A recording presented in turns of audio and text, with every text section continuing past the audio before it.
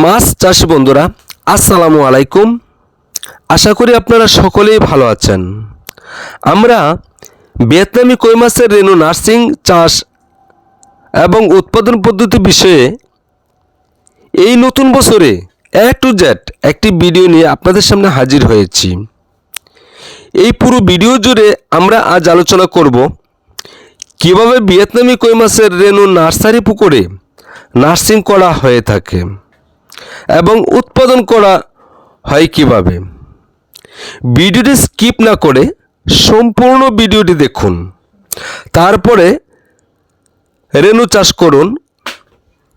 তার আগে ছোট্ট একটি রিকোয়েস্ট না বললেই না হয়,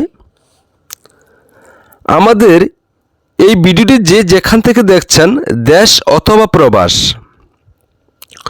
সবাইকে জানাই আমাদের ফিশবিডি চ্যানেলের পক্ষ থেকে আন্তরিকভাবে নতুন বছরের শুভেচ্ছা ও অভিনন্দন। আমাদের চ্যানেলে যদি আপনারা নতুন হয়ে থাকেন, তাহলে বিভিন্ন ধরনের মাছ চাষ সম্পর্কে নতুন নতুন টিউটোরিয়াল ভিডিও আমাদের কাছ থেকে পেতে আমাদের এই ফিশবিডি চ্যানেলটি সাবস্ক্রাইব করুন, পাশে থেকে বেল বাটনটি বাজিয়ে দিন। শুরু করা যাক মূল আলোচনা।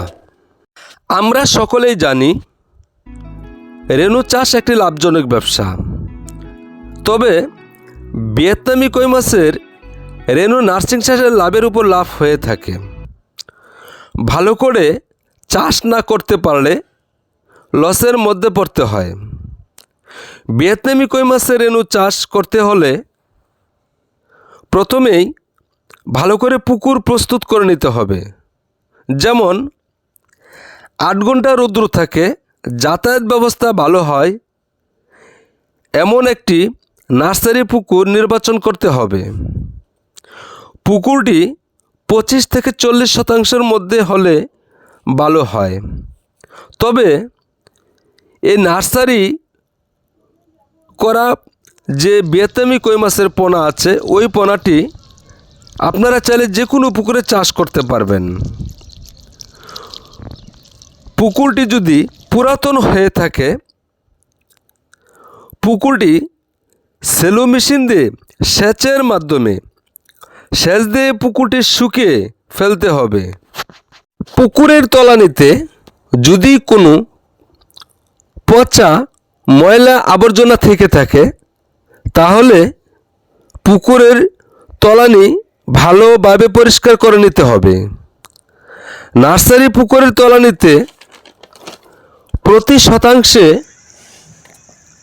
3টি করে গ্যাস ট্যাবলেট বালতি অথবা যে কোনো পাত্রে পরিমাণ মতো পানি দিয়ে গুলে সারা পুকুরে ছিটিয়ে দিতে হবে। প্রতি শতাংশে 1 কেজি হারে কলি চুন প্রয়োগ করতে হবে এবং প্রতি শতাংশে 100 গ্রাম ডিআইপি সার ও 100 গ্রাম লবণ একসাথে মিশিয়ে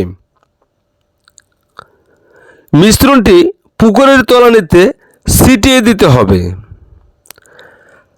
তারপরে মই দিয়ে পুকুরের তলানি সমান করে 12 ঘন্টা পরে পুকুরে 3 থেকে 4 ফিট পানি উঠাতে হবে। পানি উঠানোর 24 ঘন্টা পরে প্রতি শতাংশে 8 মিলি হারে সমিতিয়ন প্রয়োগ করে হাঁসপোকা দমন করতে হবে। 12 ঘন্টা পরে প্রতি শতাংশে 100 গ্রাম ভিয়েতনামি কই মাছের রেনু নার্সারি পুকুরে নার্সিং করা যাবে। এখন অরিজিনাল ভিয়েতনামি কই মাছের রেনু কোথায় পাওয়া যায়?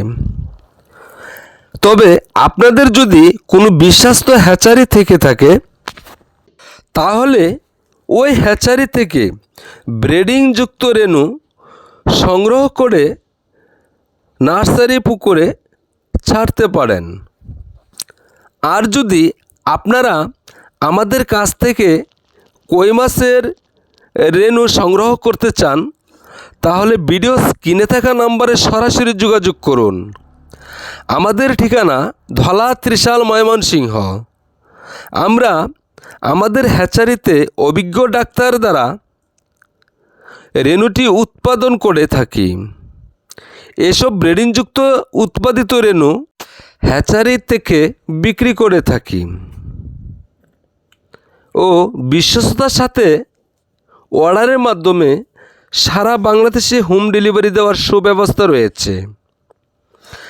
আপনারা যদি অরিজিনাল ভিয়েতনামের কই মাছের রেণু সংগ্রহ করতে চান তাহলে ভিডিও স্ক্রিনে থাকা নম্বরে যোগাযোগ করুন।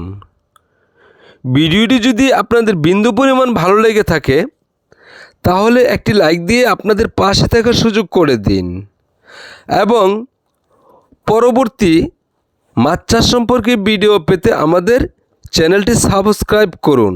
আসসালামু আলাইকুম।